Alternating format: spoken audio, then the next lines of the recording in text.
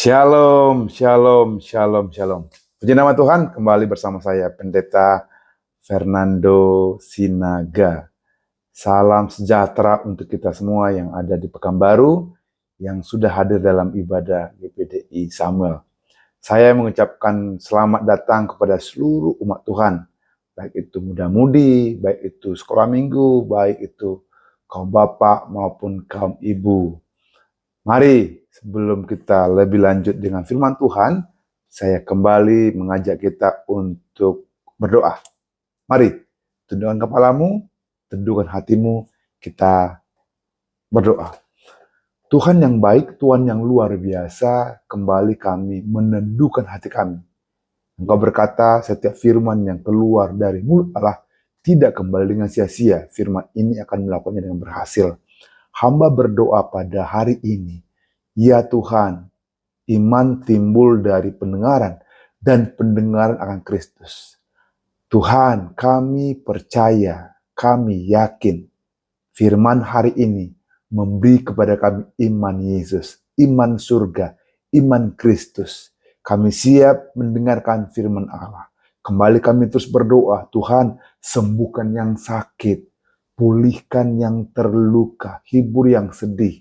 Tuhan, hamba berdoa, berkati seluruh usaha pekerjaan kami, berkati seluruh hari-hari kami, berkati seluruh pekerjaan yang kami sentuh berhasil, yang kami sentuh beruntung berlipat-lipat ganda. Tuhan, kami percaya, kami selalu belajar untuk mencari kerajaan Allah dan kebenarannya. Maka semua itu akan dipertambakan kepada kami. Tuhan, konsepkan di hati kami selalu cari kerajaan Allah, selalu cari Yesus, maka semua itu dipertambahkan. Sebab itu kami tidak perlu khawatir apa yang kami makan, apa yang kami minum, apa yang kami pakai. Kami percaya saja Tuhan sudah siapkan. Kami siap mendengar dan mendengar dengan firman, mendengar dengan fokus kepada firman Allah. Demi nama Yesus, yang percaya katakan amin. Kita berikan tepuk tangan bagi Tuhan Yesus. Haleluya, haleluya. Baik Bapak Ibu yang dikasihi Tuhan, bulan 7, wow, sudah bulan 7, sebentar lagi bulan 8, 9, 10, 11, 12. Tidak terasa masuk sebentar lagi 2025. Bapak Ibu yang dikasihi Tuhan, waktu ini singkat, kita mesti belajar memaksimalkan waktu yang ada. Jangan sampai kehilangan waktu. Waktu itu harus dimanfaatkan sedemikian rupa. Jangan menyia-nyiakan, jangan buang-buang waktu. Waktu adalah aset, waktu adalah harta yang berharga. Bapak Ibu yang dikasihi Tuhan, saya ada cerita untuk saudara. Katakanlah ada satu toko di suatu negara, katakanlah negara Amerika ya. Nama tokonya adalah Toko Suami. Ya, memang unik ini ceritanya. Toko Suami. Toko Suami ini ada di Amerika.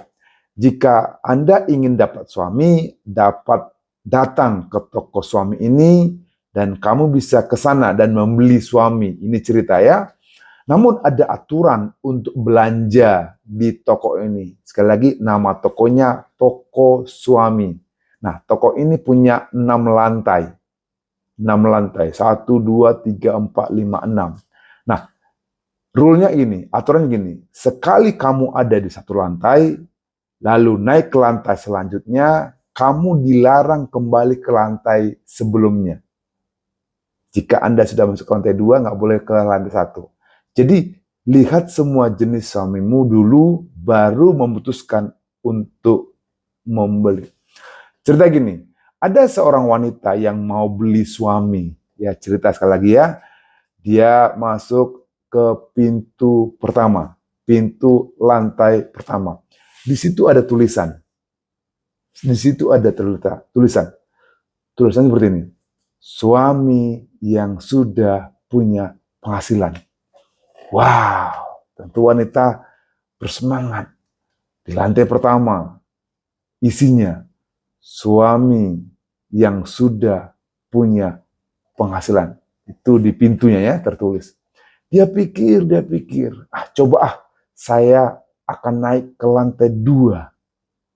Lalu wanita ini naik ke lantai 2. Di pintunya ada tulisan.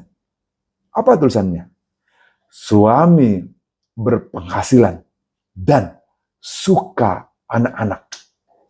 Wow, keren nih kata wanita ini. Namun wanita ini penasaran apa yang ada di lantai 3.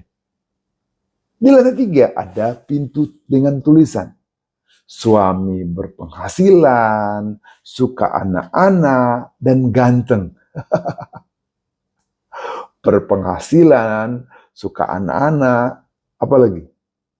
Ganteng. Wanita ini mikir, apa suami ini saja cukup? Namun dia terdorong untuk cari tahu. Dia nggak puas. Dia naik ke lantai 4. Lantai 4 ada pintu, ada tulisan. Tulisannya adalah suami berpenghasilan, suka anak-anak, ganteng, bisa membantu pekerjaan istri. Wanita pikir, ini tipe suami idaman nih. Ini tipe suami yang top nih. Tapi dia masih penasaran di lantai 4. Dia mulai penasaran, terus penasaran. Dia naik ke lantai 5. Di lantai 5 ada tulisan di pintunya. Suami berpenghasilan, suka anak-anak, ganteng, bisa membantu pekerjaan istri, dan romantis. Wah, komplit. Wah, sempurna. Wah, dia pikir ini bisa nyanyi, kita bikin romantis, gitu ya. Namun wanita ini penasaran. Dia naik ke lantai 6, lantai terakhir. Paling atas. Ada pintu, ada tulisan. Bunyinya gini, kamu adalah pelanggan yang ke 39.456.000. Di lantai ini tidak ada jenis suami. Di lantai ini hanya membuktikan bahwa wanita tidak pernah merasa puas. Ini sebuah cerita ya, cerita. Bapak Ibu pernah mendengar ungkapan, rumput tetangga lebih hijau. Ya pernah ya, rumput tetangga lebih hijau. Ini mengenai ibu-ibu dulu ya, tahun depan kita bicara mengenai pria. Itu adalah ungkapan ketidakpuasan dari hati seseorang akibat dia membandingkan dirinya dengan orang lain. Ya, rumput tetangga lebih hijau. Ketidakpuasan dari hati seseorang akibat dia membandingkan dirinya dengan orang lain.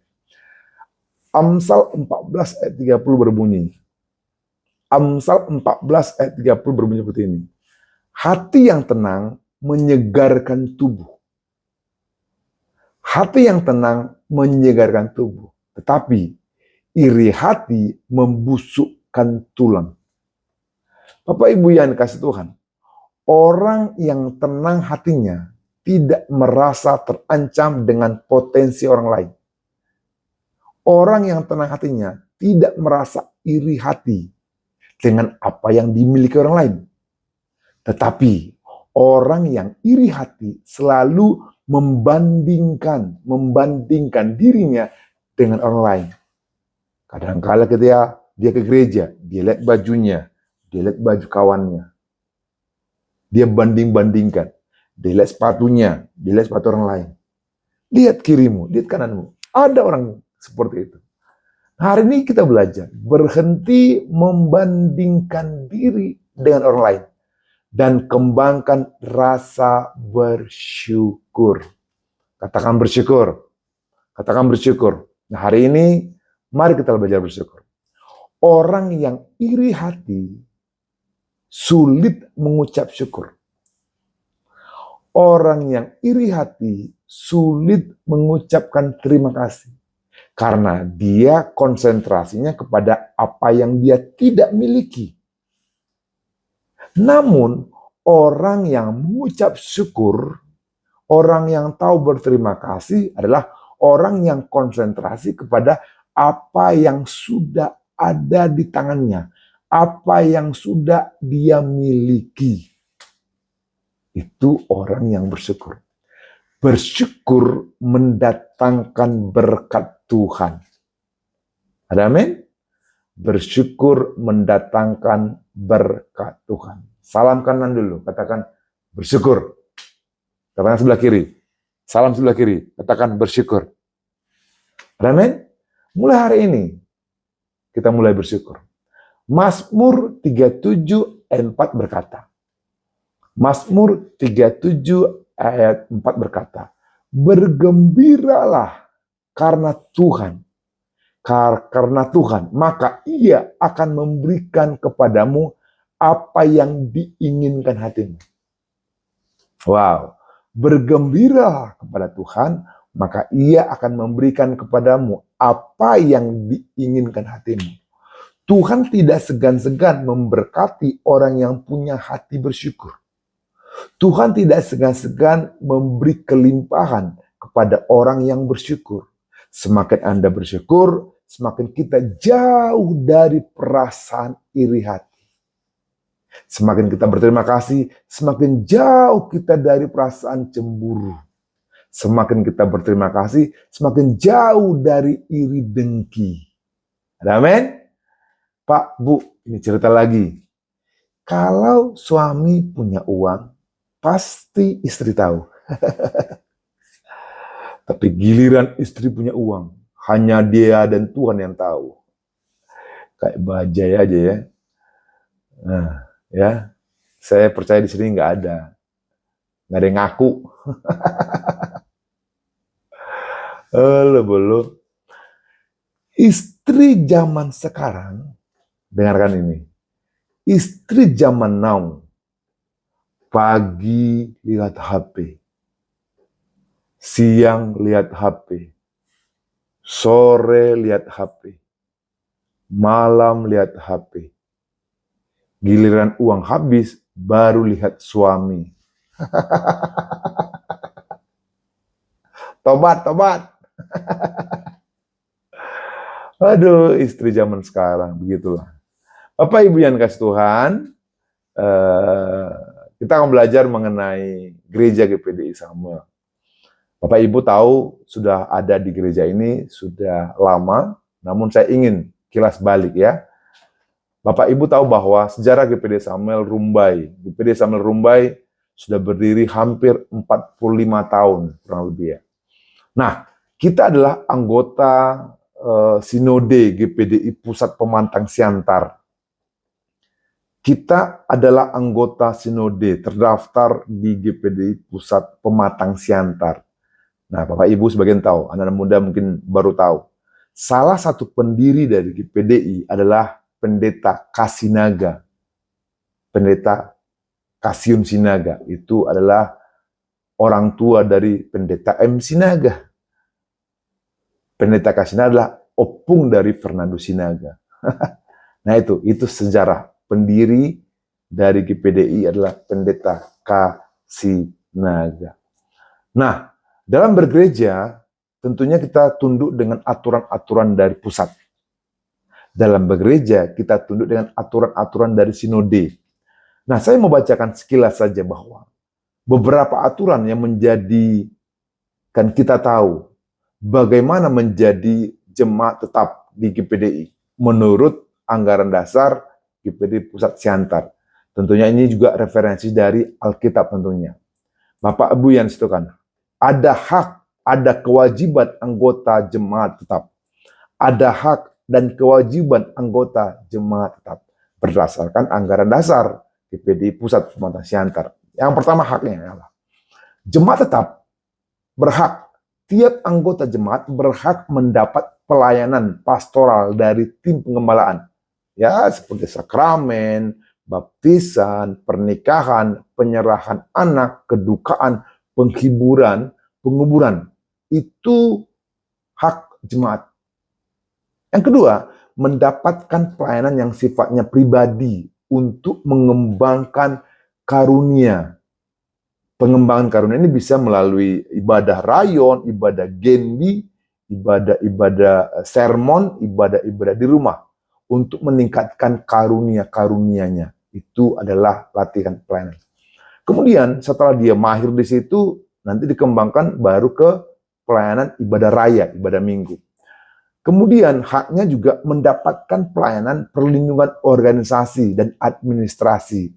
Ya contoh, mungkin anak-anak kita tidak punya guru agama, maka gereja bisa mengeluarkan nilai agama Kristen jika diperlukan. Kemudian hak jemaat tetap itu mendapatkan hak untuk didoakan. Itu berdasarkan anggaran dasar ART PPDI Pusat Pembangunan Siantar. Nah, namun di sini ada kewajiban, Pak. Saya baca. Kewajiban jemaat itu sesuai dengan Alkitab, taat dan tunduk melakukan firman Allah. Taat dan tunduk melakukan firman Allah. Apa itu contoh? Membayar perpuluhan. Tertuang dalam tulisan Maliaki 3 ayat 10. Bawalah seluruh persembahan persepuluhan ke dalam rumah pendarahan, supaya ada persediaan makanan di rumahku. Dan ujilah aku, firman Tuhan semesta alam.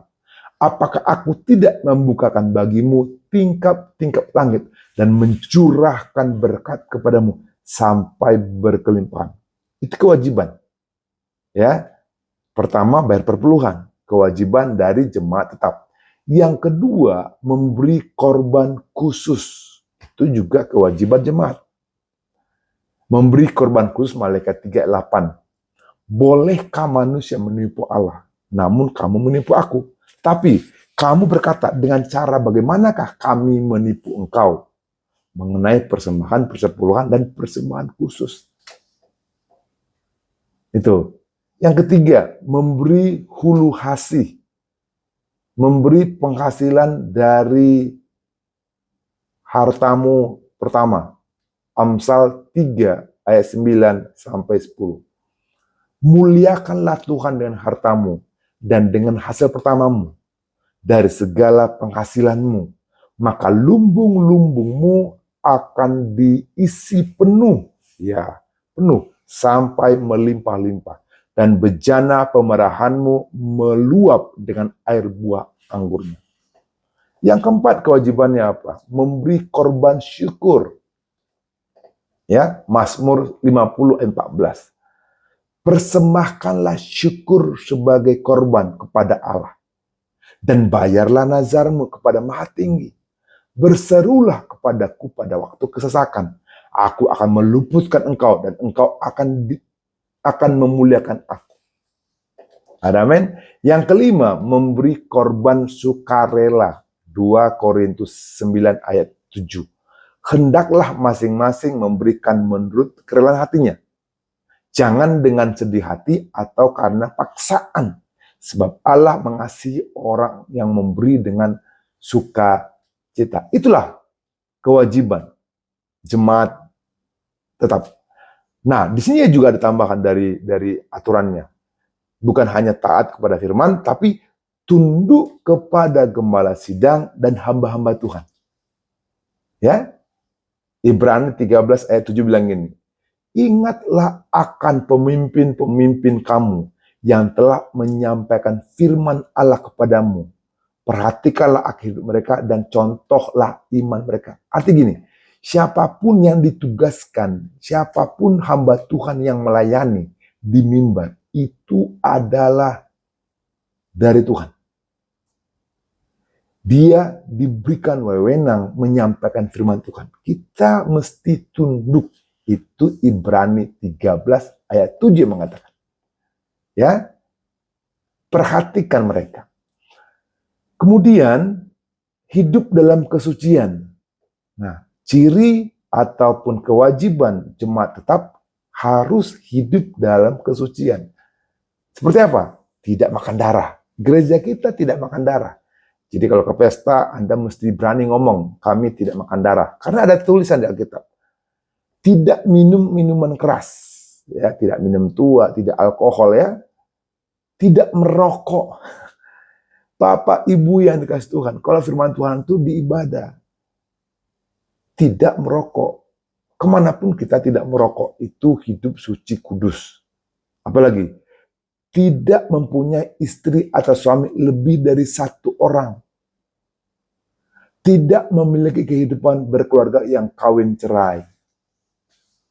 Selanjutnya apa? Kewajiban dari jemaat tetap. Wajib menyokong pelayan-pelayan Tuhan, khusus yang ada di lingkungan jemaat lokal, di mana ia menjadi anggota. Ya, misalnya Bapak Ibu jemaat memperhatikan perlengkapan gereja, perawatan lainnya, seperti AC, genset, kursi, dan lain-lain. Itu adalah kewajiban dari jemaat untuk memperhatikan bait Allah. Kenapa sih kita beri persembahan? Bapak Ibu yang dikasih Tuhan, karena memberi persembahan itu adalah firman. Itu tertuang di dalam firman Allah. Bukan aturan-aturan manusia. Itu aturan firman. Persembahan itu adalah ciri-ciri karakter Kristus yang suka berkorban. Yang suka berkorban. Itu karakter namanya. Nggak bisa dipaksa. Kalau contoh nih ya, contoh. Kalau kita nonton bioskop, ya katakanlah 21, beberapa Bapak Ibu pernah nonton di sana. Kita harus beli tiket dulu. Tiketnya berapa? Mungkin 20.000, 30.000. Dan setelah Anda dapat tiket, membeli tiket itu, Anda masuk ke bioskop. Di situ ada kursi yang empuk, ada ruang AC, ada tayangan film. Iya kan? Pernah nonton kan? Itu apa? Itu namanya biaya operasional untuk film tersebut. Atau nggak usah jauh-jauh nonton bioskop, nonton TV lah. Bagaimana agar Anda dan keluarga bisa nonton TV? Mesti ada PLN listrik, ya kan? Itu juga biaya operasional untuk nonton. Itu kan kewajiban. Nah, di gereja kita juga ada perlengkapan yang harus disiapkan. Lihat alat-alat musik, puji Tuhan. Lihat kursi, lihat lampu. AC bisa dingin kalau ada solar. PLN bisa nyala kalau dibayar. Ya kan? Nah, ini perlu dana. Ini perlu kita dengan hati untuk jemaat juga. Kita sama-sama yang menikmati. Contoh kalau musik, kalau nggak ada listrik itu, bagaimana dia main? Bagaimana dia berbunyi? Dari jemaat lah, untuk jemaat. Kalau tidak ada dananya, AC nggak bisa nyala, panasan kan, mau main. PLN mati ya nggak bisa main musik tuh, lampu nggak bisa nyala. Nah, bahkan kamar mandi nggak bisa lihat karena lampu mati. Bapak Ibu yang kasih Tuhan, mari jemaat yang punya karakter Kristus miliki hati untuk gereja ini. Itulah hak dan kewajiban jemaat tetap. Cintai gereja ini. Ini adalah rumah Tuhan. Kita bersyukur, kita berterima kasih Tuhan di gereja ini, di rumah ini. Ini adalah bait Allah. Dukunglah gereja ini. Gereja ini yang mendoakan saudara. Dulu Anda nggak punya anak, didoakan punya anak. Ya kan? Dulu Anda menderita, didoakan biar nggak menderita. Ya kan? Masih ingat?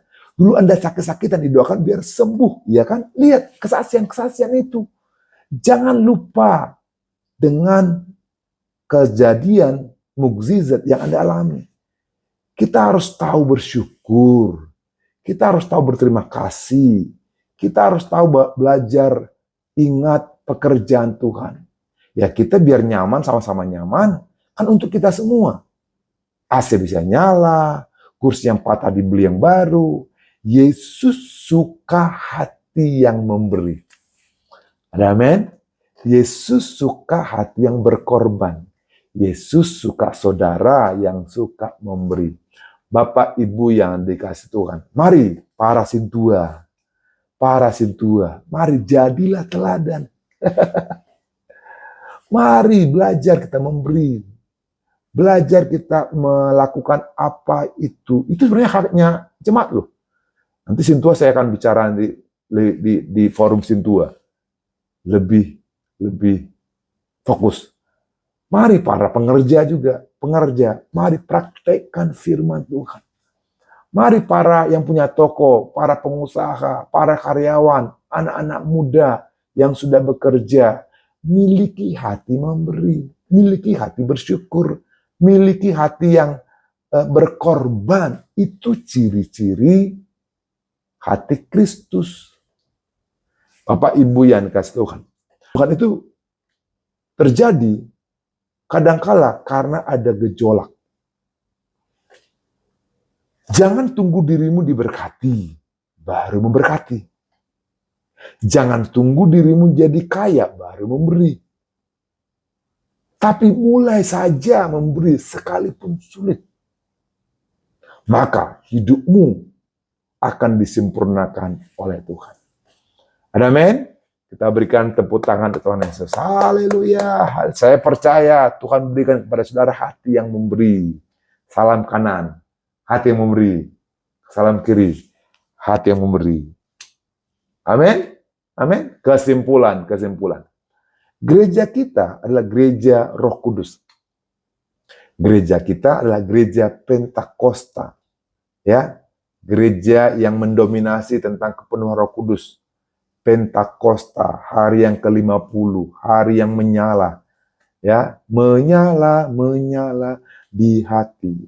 Gereja ini bukan tempat yang sempurna, sekali lagi.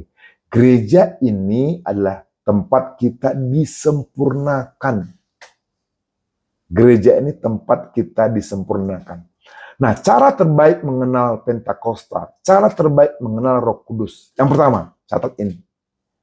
Jangan gunakan Roh Kudus sebagai kuasa. Carilah dia sebagai pribadi. Itu cara terbaik mengenal Pentakosta. Cara terbaik mengenal Roh Kudus. Yang pertama, jangan gunakan Roh Kudus sebagai kuasa. Tapi carilah dia sebagai pribadi. Karena Allah itu pribadi. Dia suka komunikasi pribadi. Dia suka ngobrol. Dia juga punya feeling, punya perasaan dari hati ke hati. Yang kedua, cara terbaik mengenal Roh Kudus. Yang kedua, sadari bahwa Roh Kudus ingin memiliki hubungan dengan Anda lebih dari Anda ingin memiliki hubungan dengannya. Ingat ini, sadari bahwa Roh Kudus ingin memiliki hubungan dengan Anda lebih dari Anda ingin memiliki hubungan dengannya. Yang ketiga, cara terbaik mengenal Roh Kudus. Beri makan diri Anda sendiri dengan firman Tuhan. Ya, beri makan dirimu dengan firman, dengan baca Alkitab, dengan membaca ayat-ayat firman, senantiasa. Anda makan 3 kali sehari, fisik Anda, daging Anda. Rohmu juga perlu makanan rohani. Yang keempat, cara terbaik mengenal Roh Kudus. Catat ini. Berkomunikasi dengan Roh Kudus dalam hati senantiasa. Berkomunikasi, ngobrol dengan Roh Kudus dalam hati. Yang kelima, jaga hati Anda tetap lembut kepada Tuhan.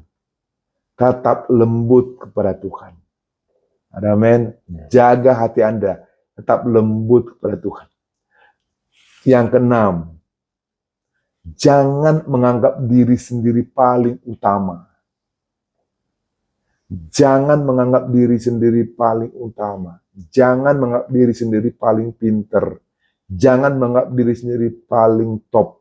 Jangan menganggap diri sendiri paling senior. Ya, itu nomor 6. Yang terakhir, yang ketujuh, bagaimana yang terbaik mengenal Roh Kudus. Yang terakhir, yang ketujuh, ganti menggerutu, ganti kritik dengan syukur. Nah, itu tema hari ini. Ya, minggu ini kita bersyukur. Ganti kritik dengan bersyukur. Ketika Anda melihat situasi, lihat dengan bersyukur. Ketika Anda melihat dengan kritik, maka hidupmu akan stres. Kita berikan tepuk tangan Tuhan Yesus. Haleluya, haleluya. 2024 banyak kejadian-kejadian, banyak krisis. Tapi saya mau mengatakan para saudara, Bapak Ibu yang kasih Tuhan, krisis itu sementara, persoalan itu sementara. Yang tetap itu adalah Tuhan dan janji Tuhan. Bertahanlah dengan Tuhan, bertahanlah dengan kekuatan Roh Kudus, maka engkau akan keluar sebagai pemenang, bahkan lebih dari pemenang. Ada amin? Ada amin? Sekali lagi kita berikan tepuk tangan bagi Paulus. Saya berdoa saudara dan saya mencintai gereja ini. Saya berdoa penatua, sintua mencintai gereja ini. Saya berdoa muda-mudi mencintai gereja ini. Saya berdoa anak sekolah minggu mencintai gereja ini. Siapa lagi yang mencintai gereja ini kalau bukan saudara dan saya? Ada amin? Mulai dari diri kita.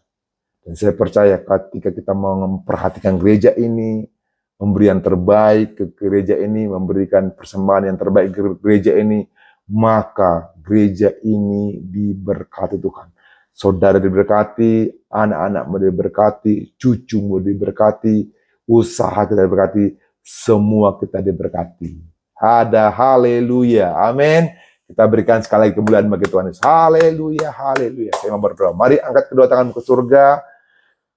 Saya berdoa kepada saudara. Tuhan, hamba berdoa bagi seluruh umat Tuhan yang angkat tangan. Hari ini kami percaya, hari ini kami yakin bahwa seluruh masalah kami, seluruh krisis yang kami hadapi, itu semuanya temporary, itu semuanya sementara. Kami percaya bahwa Tuhan kami adalah Tuhan yang kekal. Janji Tuhan adalah janji yang tidak pernah gagal. Hari ini aku berdoa, setiap umat Tuhan yang angkat tangan, Tuhan, berikan kepada seluruh umat Tuhan hati untuk bersyukur, hati untuk berterima kasih, hati untuk berkorban, hati untuk memberi persembahan yang terbaik. Karena inilah isi dari firman-Mu. Inilah isi dari kebenaran firman-Mu. Bahkan Engkau tidak sungkannya mengorbankan putramu tunggal untuk menebus dosa kami. Bahkan Engkau sudah memberikan terbaik bagian kami sekarang, memberikan yang terbaik dengan ucapan syukur, dengan berterima kasih, dengan mempersembahkan yang terbaik kepada Engkau Tuhan. Hamba berdoa, berikan hati sukarela kepada umat Tuhan untuk memberi yang terbaik. Berikan hati yang sukarela kepada anak-anak muda untuk memberi yang terbaik. Saya percaya janji ada kepada orang yang menabur. Janji ada pada orang yang memberi. Orang yang menabur pasti akan menuai. Menabur sedikit akan menuai sedikit. Menabur banyak akan menuai banyak. Aku berdoa ini terjadi bagi gereja ini. Sekolah minggu muda-mudi, Bapak Ibu, bahkan seluruh pengerja penatua. Belajar memberi untuk kemuliaan Tuhan. Di dalam nama Yesus Kristus. Aku berdoa benih-benih yang akan diberikan kepada Kau diberkati 30, 60, bahkan 100 kali lipat terjadi bagi pribadi lepas pribadi. Aku berdoa terjadi Tuhan. Lepaskan kami dari yang jahat, lepaskan kami dari krisis. Aku berdoa kami masuk ke garis finish dengan kuasa Allah. Diberkatilah kami yang mencari Yesus, diberkatilah orang yang mencari kerajaannya, maka semua itu akan dipertambahkan kepada kami di dalam nama Yesus Kristus. Kami percaya setiap yang angkat tangan berani memberi, setiap yang angkat tangan diberkati berkelimpahan, dan kami terima berkat 100 kali lipat di dalam nama Yesus, di dalam nama Yesus Kristus. Kita berikan tepuk tangan bagi Tuhan Yesus. Haleluya. Katakan amin. Amin, amin, amin. Demikian firman Tuhan hari ini. Selamat siang. Shalom, shalom, shalom, shalom.